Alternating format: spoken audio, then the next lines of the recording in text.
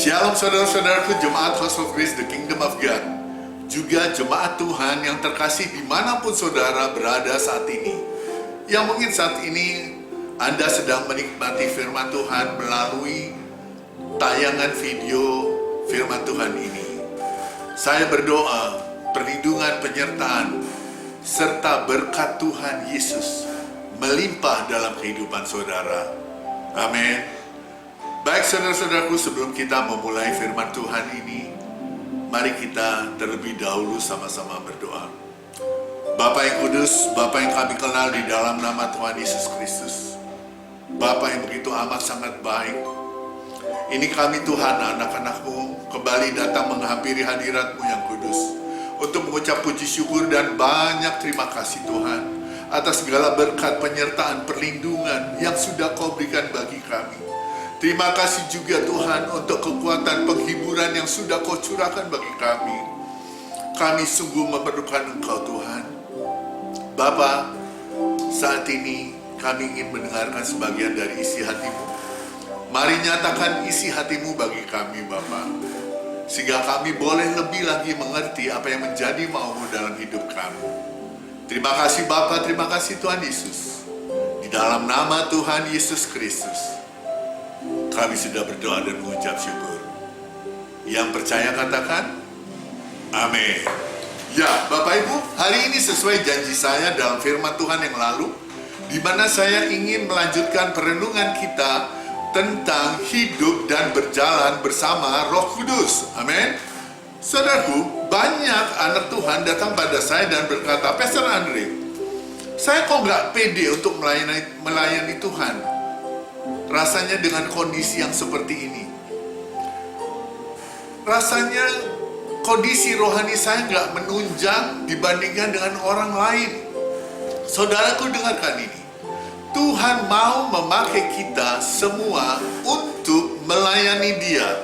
Jadi bukan hanya penatua gereja, bukan hanya pengerja, bukan hanya full timer atau pendeta saja. Saudaraku, Tuhan mau pakai saudara. Tidak ada kualifikasi atau kriteria tertentu sehingga Tuhan memakai saudara. Tuhan gak melihat apakah engkau pintar, apakah engkau cakap, engkau ganteng, engkau cantik, apakah engkau kaya. Bukan itu, haleluya. Ada juga yang lebih parah berkata, saya tidak layak, Pastor. Saya gak pantas, saya orang berdosa. Saya belum bisa hidup kudus. Hello, bro and sis, dengar baik. Engkau sudah dibenarkan oleh korban Kristus di atas kayu salib. Engkau dibenarkan bukan karena perbuatanmu. Engkau dibenarkan hanya karena kasih-Nya begitu besar. Oleh karena apa yang sudah Dia perbuat 2000 tahun yang lalu. Amin. Jadi jangan menilai statusmu dengan perbuatanmu.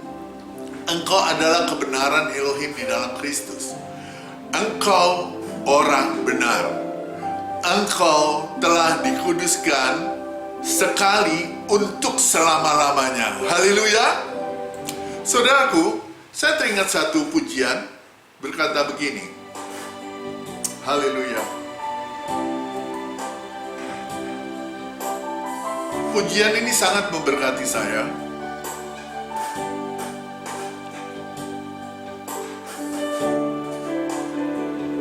Bukan karena kebaikanmu, bukan karena fasilitasmu, bukan karena kekayaanmu, kau dipilih, kau dipanggilnya, bukan karena kecakapanmu, bukan karena baik rupamu, bukan karena kelebihanmu, kau dipanggil, kau dipakainya. Bila engkau dapat itu karunia-Nya. Bila engkau punya semua daripadanya,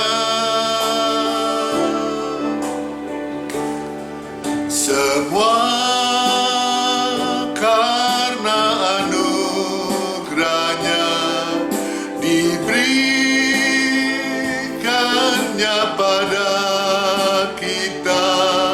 Semua anugerahnya bagi kita bila kita dipakainya.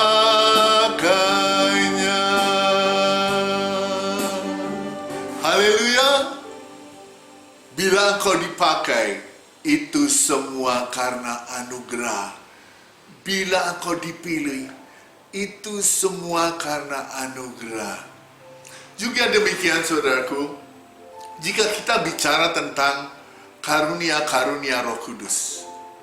Karunia Roh Kudus diberikan kepada setiap orang percaya untuk membangun jemaat Tuhan. Haleluya. Rasul Paulus menyebut ada 9 karunia Roh Kudus. Dalam bahasa rohani, karunia Roh Kudus itu adalah karisma. Karunia Roh Kudus itu karisma, singular. Dari kata charis. Charis itu artinya grace, divine grace atau kasih karunia Elohim. Karunia-karunia Roh Kudus itu disebut charismata.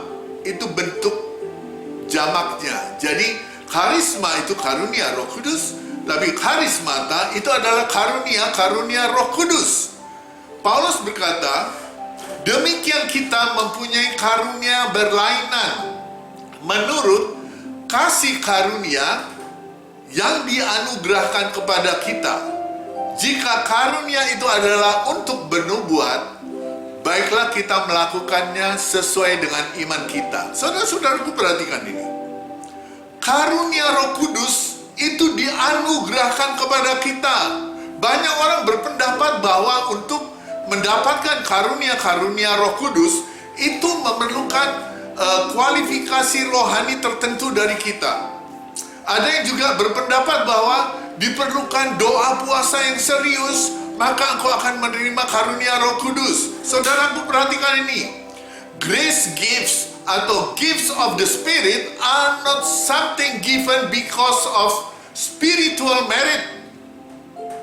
Jadi, saudaraku, karunia-karunia Roh Kudus ini bukanlah atas sesuatu yang diberikan karena pahala spiritual atau karena usaha spiritualmu, seperti berdoa berjam-jam, berusaha untuk hidup kudus. Itu baik, tapi bukan itu. Karunia itu anugerah.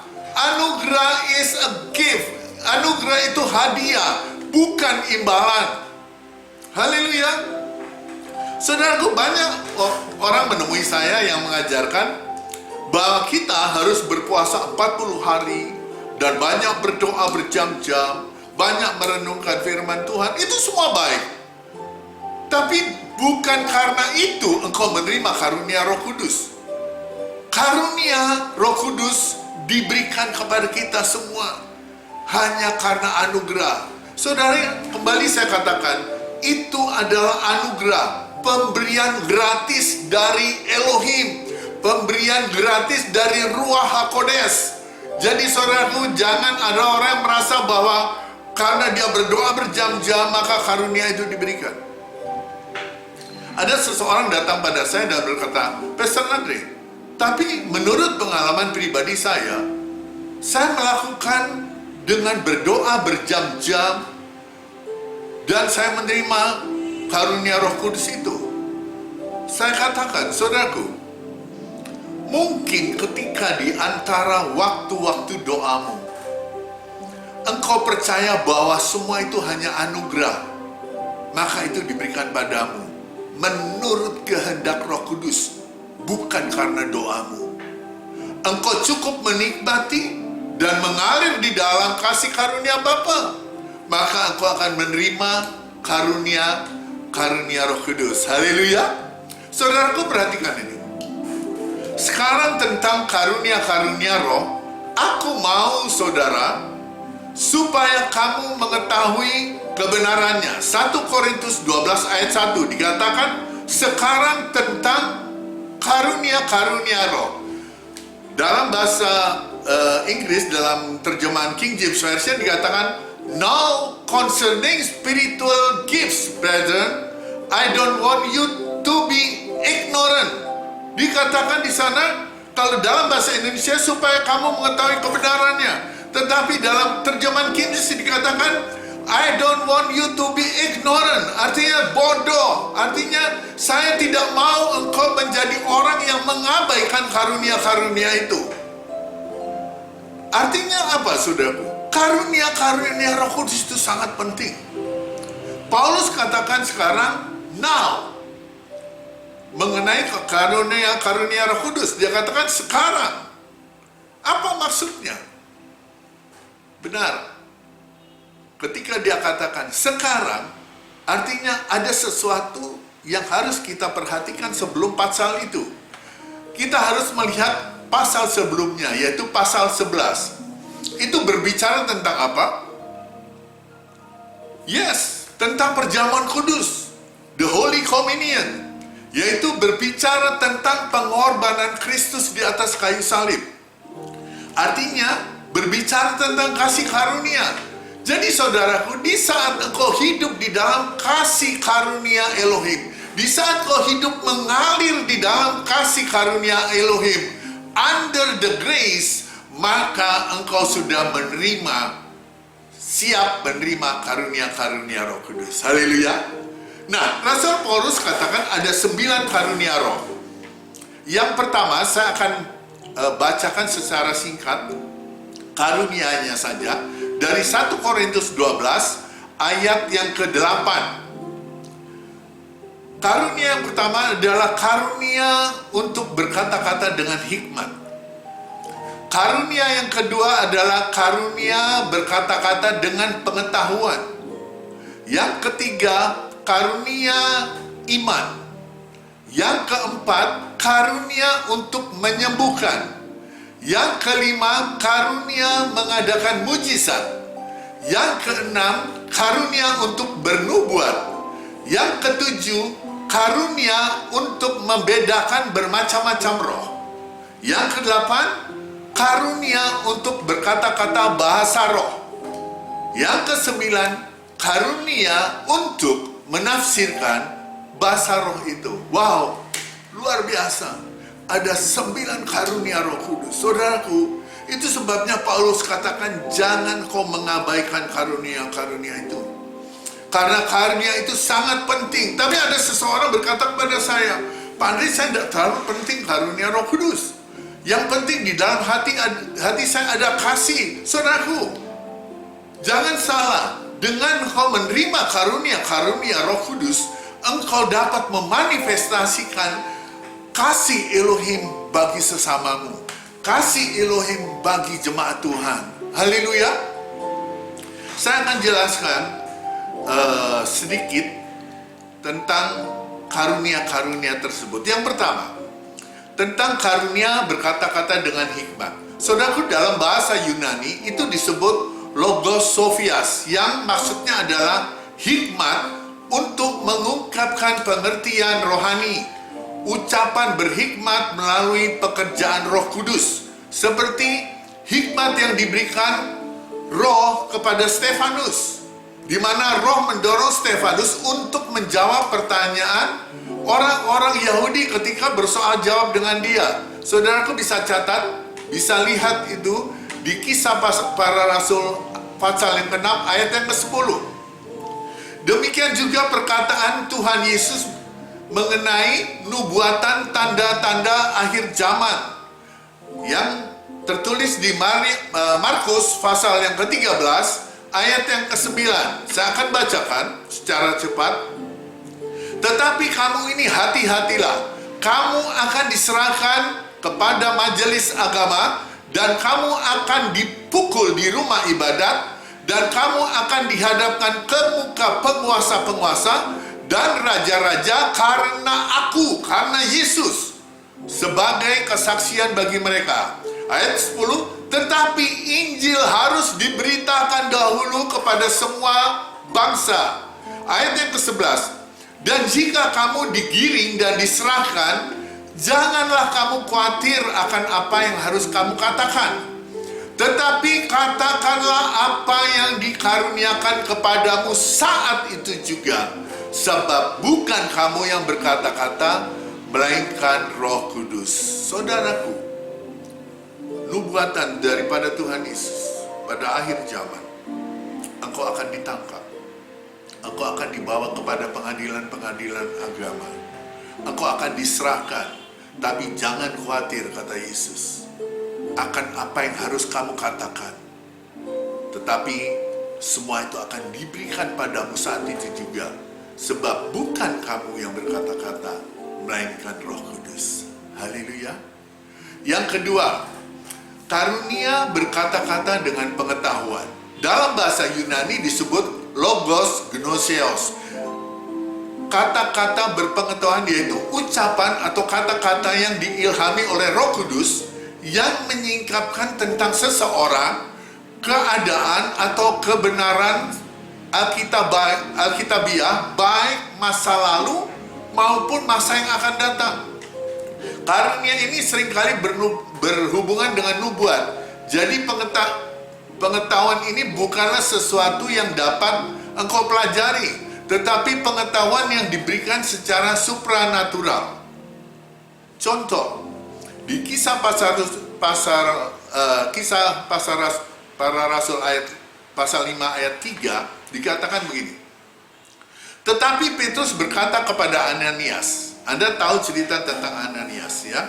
Ananias, dia mempunyai sebidang tanah dan dia akan menjualnya dan akan menyerahkan hasilnya kepada Petrus, kepada para rasul.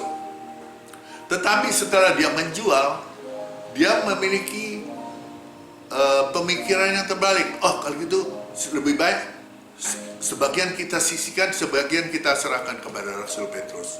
Dan apa yang terjadi? Dikatakan, Ananias, mengapa hatimu dikuasai iblis, sehingga engkau mendustai Roh Kudus dan menahan sebagian dari hasil penjualan tanah itu?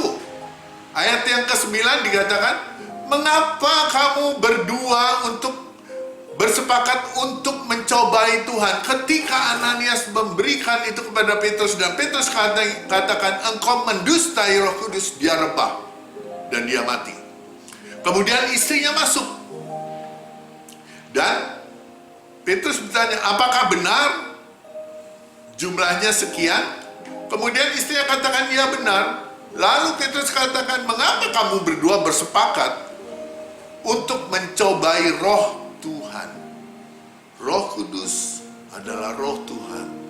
Lihatlah, orang yang baru mengubur suamimu berdiri di depan pintu, dan mereka akan mengusung engkau juga keluar. Dan saat itu juga istri Ananias rebah mati. Haleluya. Ini berkaitan dengan karunia berkata-kata dengan pengetahuan. Apa yang terjadi kepada seseorang, apa yang akan terjadi, bahkan apa yang sebelumnya. Haleluya. Amin.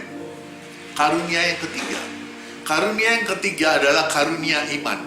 Dalam bahasa Yunani disebut pistis. Iman yang dimaksud di sini bukanlah tentang iman yang menyelamatkan atau iman yang bertumbuh, tetapi iman yang dapat melakukan perbuatan-perbuatan ajaib yang mengherankan. Contohnya tertulis dari Matius pasal 17 ayat yang ke-19. Kemudian murid-murid Yesus datang, dan ketika mereka sendirian dengan dia, berkatalah mereka, mengapa kami tidak dapat mengusir setan-setan itu? Ini cerita tentang keluarga yang mempunyai seorang anak yang anaknya dirasuki oleh roh jahat. Mereka membawa kepada murid-murid Yesus, tapi murid-murid Yesus tidak dapat mengusir roh-roh jahat itu. Kemudian Yesus katakan apa? Karena kamu kurang percaya. Sebab aku berkata kepadamu, sesungguhnya sekiranya kamu mempunyai iman sebesar biji sesawi saja, kamu dapat berkata kepada gunung ini, pindah dari tempat ini ke sana, maka gunung itu akan pindah. Tidak ada yang mustahil bagi kita. Saudaraku, jika engkau punya iman, apa saja yang kau katakan, mulutmu itu berkuasa. Itu karunia iman. Ketika engkau berkata, be healed in the name of Jesus, disembuhkan dalam nama Yesus, orang itu akan sembuh, asal kau tidak bimbang. Amin.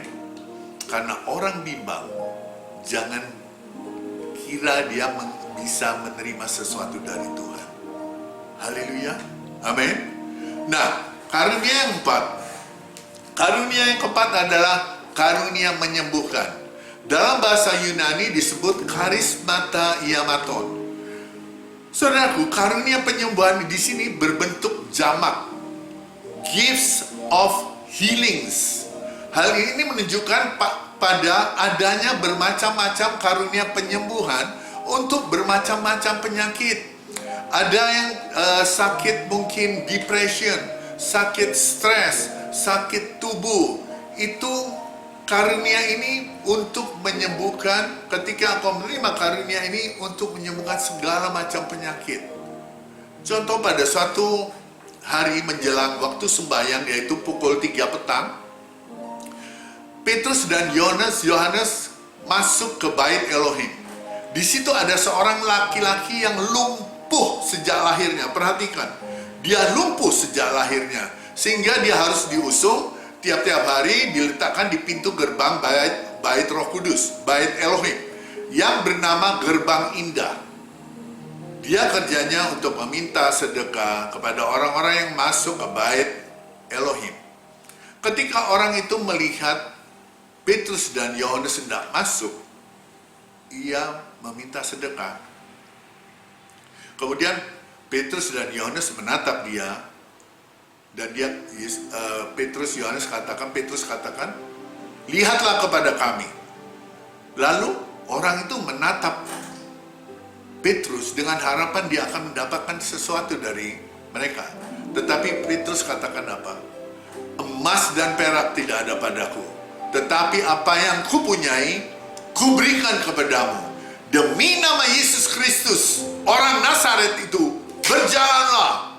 Saat itu juga orang itu melompat, berdiri, dan berjalan.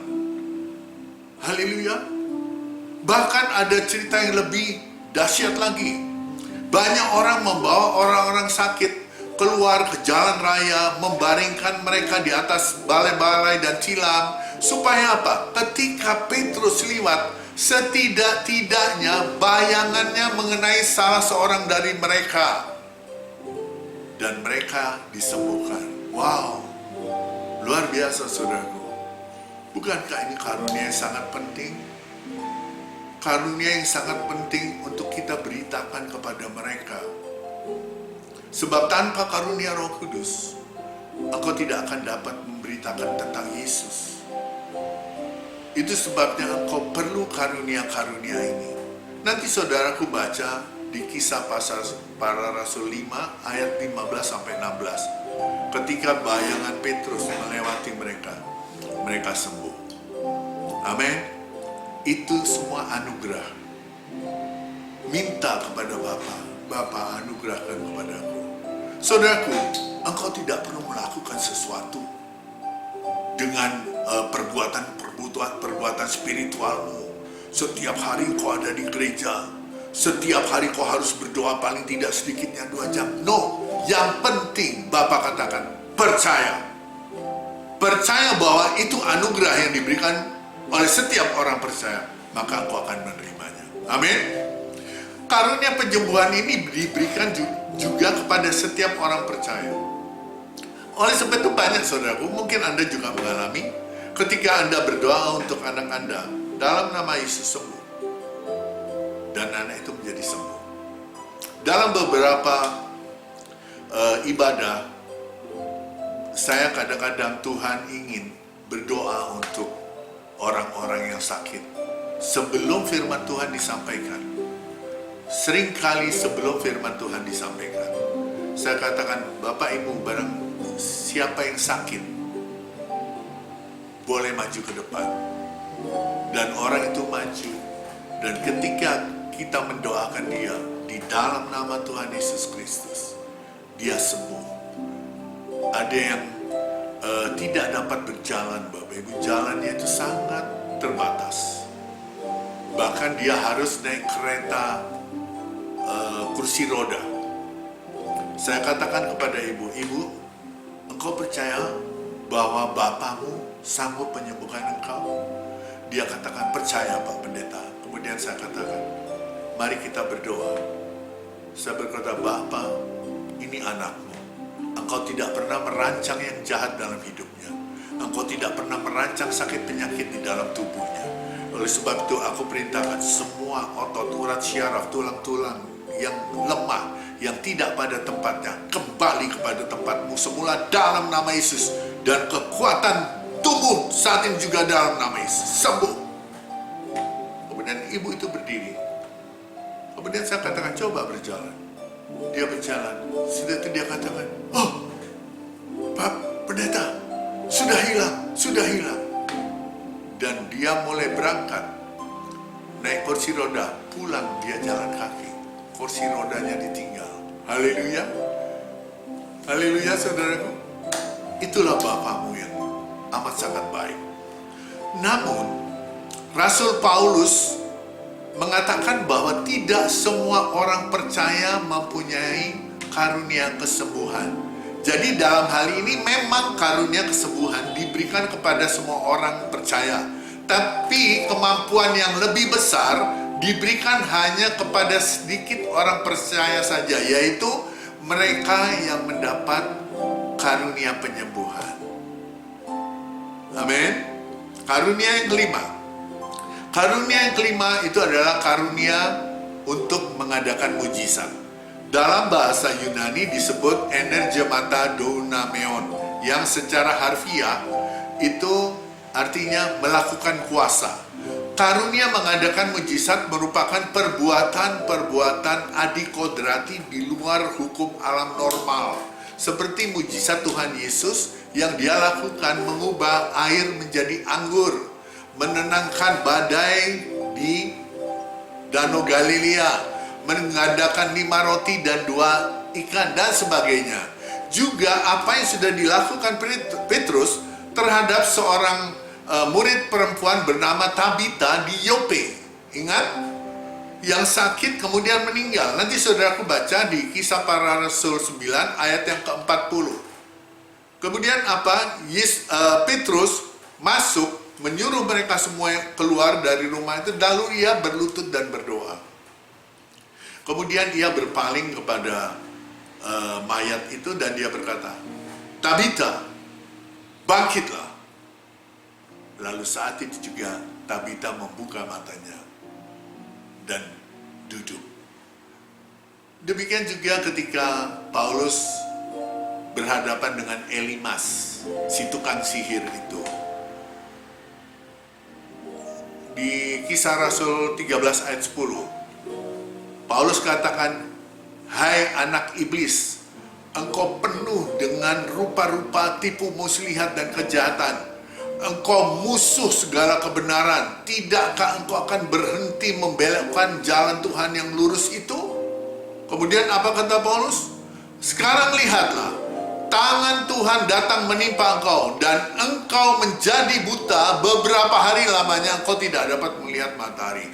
Dan saat itu juga mata Elimas buta. Haleluya. Itu adalah karunia untuk melakukan mujizat. Amin. Bukankah itu sangat penting? Yang keenam, karunia untuk bernubuat. Dalam bahasa Yunani disebut profetia.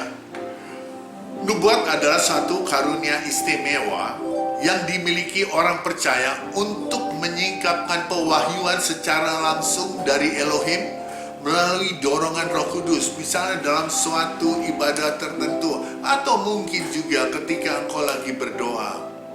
oleh dorongan Roh Kudus engkau bernubuat. Tetapi biasa nubuat itu selalu terjadi dalam suatu persekutuan orang-orang percaya. Nubuat itu bisa bersifat membangun, menasehati, dan menghibur, di mana semua itu mencakup kehendak Elohim. Juga mengenai mungkin ramalan-ramalan mengenai hal-hal yang akan datang. Tetapi semuanya itu didorong oleh Roh Kudus. Jangan salah. Contoh, ada suatu peristiwa di mana pada masa para rasul datang beberapa nabi dari Yerusalem ke Antioquia. Dan seorang nabi di antara mereka namanya Agabus. Dia bangkit dan oleh kuasa roh ia mengatakan bahwa seluruh dunia akan ditimpa bahaya kelaparan yang besar. Dan hal itu terjadi. Haleluya. Nanti saudaraku baca di Kisah Para Rasul 11 ayat 27 sampai 28. Bernubuat pada zaman baru juga ada. Pada zaman gereja. Biasanya pada zaman gereja nubuat itu dilakukan oleh para nabi. Tetapi jangan salah, jemaat biasa juga bisa bernubuat sesuai tuntunan roh. Contoh, Filipus mempunyai 4 anak darah yang mereka memperoleh karunia untuk bernubuat. Tapi kita harus hati-hati, saudara. Nubuat bisa saja salah, karena bukan Roh Kudusnya yang salah. Karena akan banyak nabi-nabi palsu, bukannya bernubuat, tapi berlubuat. Haleluya. Berhati-hati. Uji dulu, semua nubuatan itu harus diuji dulu kemurnian dan kebenarannya. Kalau itu terjadi, itu adalah nubuat. Tapi kalau tidak terjadi, hati-hati. Tapi jangan anggap rendah nubuat-nubuat. Amin. Uji saja. Kalau Roh Kudus di dalammu, engkau mempunyai Roh Kudus dalammu, dan engkau bisa merasakan ini adalah nubuatan yang dari Roh Kudus atau tidak. Yang ketujuh, karunia membedakan bermacam-macam roh. Dalam bahasa Yunani, karunia ini disebut diakrisis pneumaton. Ini adalah salah satu karunia supranatural yang disebut oleh Paulus. Karunia membedakan bermacam-macam roh ini merupakan kemampuan khusus yang diberikan oleh Roh Kudus untuk membedakan atau menilai nubuat-nubuat secara tepat. Apakah nubuatan itu berasal dari Roh Kudus atau bukan? Itu yang tadi saya katakan. Saudaraku, kita sebagai orang percaya harus bisa menguji bermacam-macam roh atau bermacam-macam pengajaran, doktrin menurut patokan firman Tuhan. Jadi saudaraku, ketika engkau menerima sesuatu, engkau tinggal bertanya pada Roh Kudus. Jika itu ada damai sejahtera, itu adalah dari Roh Kudus. Amin. Karena Roh Tuhan tidak mendatangkan ketakutan. Roh Tuhan tidak mendatangkan kecemasan. Ketika engkau menerima sesuatu pengajaran, akan sangat berbeda. Engkau tidak mengerti atau engkau tidak nyaman di dalam hidupmu. Itu sebabnya saya mendorong seluruh jemaat House of Grace, the Kingdom of God, untuk selalu tenggelam dalam firman. Baca firman. Ketika kita membaca firman, maka engkau berarti engkau tenggelam dalam firman Tuhan. Engkau menyelidiki firman Tuhan dengan sungguh-sungguh. Tujuannya apa? Tujuannya agar Roh Kudus ada di dalammu, menyatakan apa yang harus kau perbuat. Tujuannya ialah agar engkau memperoleh pengetahuan yang benar tentang anak Elohim, kedewasaan yang penuh, tingkat pertumbuhan yang sesuai dengan kepenuhan Kristus, sehingga kita bukan lagi seperti anak-anak yang diombang-ambingkan oleh pengajaran-pengajaran, oleh permainan palsu dari manusia. Banyak sekali saat ini di akhir-akhir zaman Tuhan Yesus katakan akan timbul pengejek-pengejek, akan timbul nabi-nabi palsu. Tapi saudaraku, engkau yang selalu tenggelam dalam firman Tuhan, engkau akan berpegang teguh kepada kebenaran di dalam kasih. Amin. Kita terus bertumbuh ke arah Dia, kepada Kristus yang adalah kepala. Amin.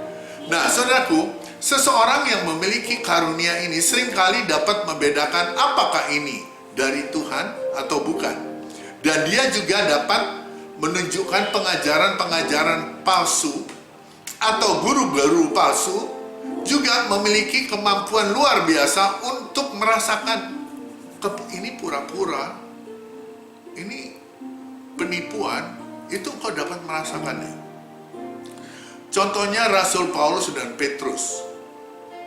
Mereka memiliki karunia ini. Nanti Bapak Ibu baca di Kisah Para Rasul 8 ayat 18 sampai 23. Haleluya.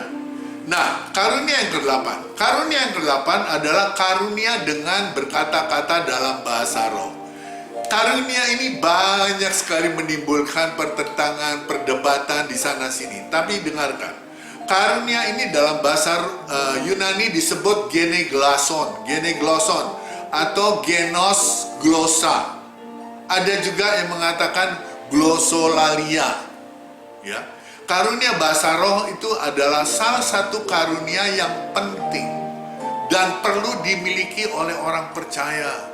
Itu sebabnya sama seperti Paulus, saya mendorong semua jemaat House of Grace the Kingdom of God untuk memohon karunia ini kepada Elohim. Karena ketika engkau berdoa di dalam bahasa roh, itu membangun dirimu dan engkau berkata-kata kepada Elohim. Karena apa? Tidak ada orang yang mengerti. Siapa yang berkata-kata dalam bahasa roh tidak berkata-kata kepada manusia, tetapi kepada Elohim. Sebab tidak ada satu orang pun yang mengerti bahasanya. Oleh roh, dia mengucapkan hal-hal yang rahasia. Jadi saudaraku, berkata-kata dalam bahasa roh itu melibatkan roh kita, roh manusia, yang berkomunikasi langsung dengan Elohim. Bahasa roh ini bisa menjadi bahasa yang ada di dunia ini. Ya, seperti yang tertulis di Kisah Para Rasul 2 ayat yang ke-4 sampai ke-6. Atau bisa juga bahasa yang tidak dikenal di dunia, yang tidak dapat dipahami oleh orang yang berbicara atau pendengar. Itu tertulis di 1 Korintus 14 ayat yang kedua. Jadi bahasa roh ini bisa bahasa yang dimengerti di dunia ini. Contoh, ketika dalam suatu ibadah, kemudian saya yang tidak bisa berbahasa Chinese, Mandarin, tiba-tiba saya berdoa dalam bahasa roh, dan yang keluar adalah bahasa Mandarin. Amin. Itu contoh-contohnya. Nah, jadi saudaraku, Tuhan ingin kita memiliki karunia ini. Setidak-tidaknya, saudaraku, karunia bahasa roh itu tidak dipelajari. Sehingga engkau bisa berkata, oh ini bahasa rohnya si pendeta ini, oh itu bahasa rohnya si pendeta itu. No. Minta, ketika engkau meminta kepada Bapamu yang sangat baik, karuniakan aku Bapa karunia untuk berbahasa roh, dan mulailah berdoa dalam bahasa roh, dan kau akan melihat karunia itu diberikan kepadamu. Banyak orang lebih mementingkan bahasa roh. Memang itu diperlukan, seperti penjelasan saya tadi di atas. Tapi Paulus sendiri berkata bahwa sangat lebih baik memiliki karunia untuk bernubuat. Artinya, engkau dalam satu pertemuan jemaat, lebih baik engkau mengatakan kata-kata yang dapat dimengerti daripada kita berdoa dalam bahasa roh. Itu yang Paulus maksudkan. Tetapi menurut Paulus, alangkah baiknya engkau memiliki keduanya. Kita baca 1 Korintus 14 ayat yang kelima. Aku suka supaya kamu semua berkata-kata dengan bahasa roh, tetapi lebih daripada itu, supaya kamu bernubuat. Amin. Jadi selain kau berkata-kata bahasa roh itu sangat baik, karena itu membangun dirimu, engkau berkata-kata dengan Elohim, tapi juga karunia bernubuat, karena karunia bernubuat akan membangun orang-orang percaya yang ada yang mendengar itu. Haleluya. Nah, karunia yang ke-9, karunia yang terakhir, ini adalah karunia menafsirkan bahasa roh. Dalam bahasa Yunani disebut hermenia gloson. Karunia terakhir yang disebut oleh Rasul Paulus ini adalah karunia yang diberikan oleh Roh Kudus untuk dapat mengerti dan menyampaikan arti suatu ucapan yang diucapkan dalam bahasa roh. Itu sebabnya Paulus berkata, kalau ada seseorang yang berdoa dalam bahasa roh, adalah lebih baik jika ada orang yang mengartikannya, sehingga hal itu akan membangun jemaat seperti nubuat. Tapi kalau dalam pertemuan jemaat tidak ada yang mengartikan, lebih baik orang yang berdoa dalam bahasa roh itu berdiam diri dan hanya boleh berdoa tetap dalam bahasa roh dalam dirinya sendiri, maksudnya dengan suara lembut kepada Elohim. Jadi saudaraku, adalah lebih baik ketika engkau berdoa di dalam bahasa roh, ada yang mengartikan, adalah lebih baik daripada tidak ada yang mengartikan. Nah, penafsir bahasa roh itu bisa saja orang yang berbahasa roh, ya, dia berdoa dalam bahasa roh dan dia yang menafsirkan, tapi bisa juga orang lain. 1 Korintus 14 ayat 13 berkata begini, karena itu siapa yang berkata-kata dengan bahasa roh, ia harus berdoa supaya kepadanya diberikan juga karunia untuk menafsirkannya. Perhatikan, jangan salah. Ketika engkau diberi karunia berbahasa roh, engkau juga harus meminta supaya engkau menerima karunia untuk menafsirkannya. Nah, saudaraku, di akhir pasal 12, setelah Paulus berbicara tentang karunia-karunia Roh Kudus, Paulus berkata di 1 Korintus 12 ayat 31, ini sangat penting, dengarkan. Jadi, berusahalah untuk memperoleh karunia-karunia yang paling utama, dan aku menunjukkan kepadamu jalan yang lebih utama lagi. Saudaraku, pertama Paulus katakan apa? Jangan engkau mengabaikan karunia-karunia Roh Kudus ini. Mintalah, karena karunia Roh Kudus itu is a gift, itu anugerah yang diberikan kepadamu. Engkau harus menerima itu. Engkau katakan, engkau sebagai orang yang percaya, engkau yang hidup di bawah kasih karunia Bapa, engkau yang sudah ditebus, engkau yang sudah dikuduskan, engkau yang sudah dibenarkan oleh darah Kristus, engkau mempunyai hak untuk menerima karunia-karunia Roh Kudus. Oleh sebab itu minta kepada Bapa, Bapa berikan aku karunia-Mu, aku ingin dapat berdoa di dalam bahasa roh. Tapi kalau Kau berikan itu Bapa, berikan juga aku karunia untuk mengartikannya. Atau katakan, Bapa berikan aku karunia Roh Kudus, karunia-karunia Roh Kudus sesuai dengan kehendak-Mu bagiku. Amin. Nah, di ayat yang terakhir Paulus katakan, berusahalah untuk memperoleh karunia-karunia yang paling utama, dan aku menunjukkan kepadamu jalan yang lebih utama lagi. Nah, perhatikan saudaraku. Jadi Paulus katakan, aku menunjukkan kepadamu jalan yang lebih utama lagi. Setelah karunia-karunia Roh Kudus itu, aku akan menunjukkan kepadamu jalan yang lebih utama lagi. And yet I show you a more excellent way. Apa maksud Paulus dengan saya tunjukkan kepadamu jalan atau cara yang lebih baik atau lebih utama? Penasaran? Oke. Saya akan lanjutkan dan saya akan bukakan apa yang dimaksud Paulus, jalan atau cara yang lebih utama dalam topik firman Tuhan yang mendatang. Haleluya. Tuhan Yesus memberkati. Mari kita berdoa. Bapa, kami bersyukur untuk kasih-Mu yang begitu besar dalam hidup kami. Terima kasih Bapa untuk karunia-karunia Roh Kudus yang sudah Kau sediakan bagi kami. Berikan bagi kami Tuhan karunia-karunia itu, sebab kami memerlukannya, sehingga kami dapat memberitakan Injil, kabar baik kepada seluruh orang di sekitar kami. Berikan karunia-karunia itu Bapa bagi para pendengar yang saat ini mereka mendengar.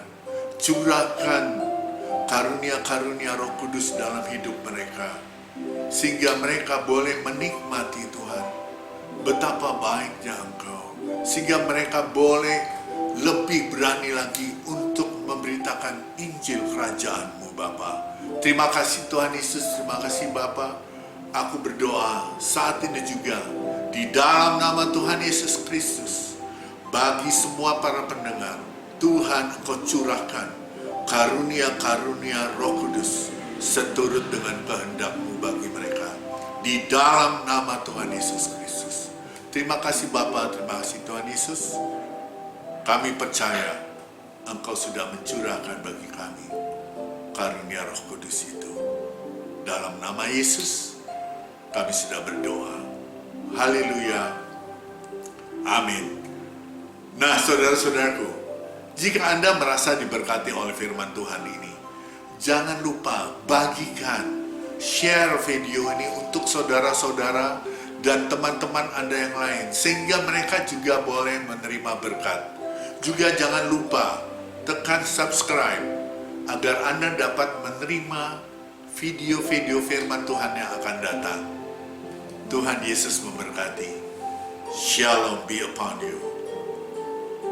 Shalom.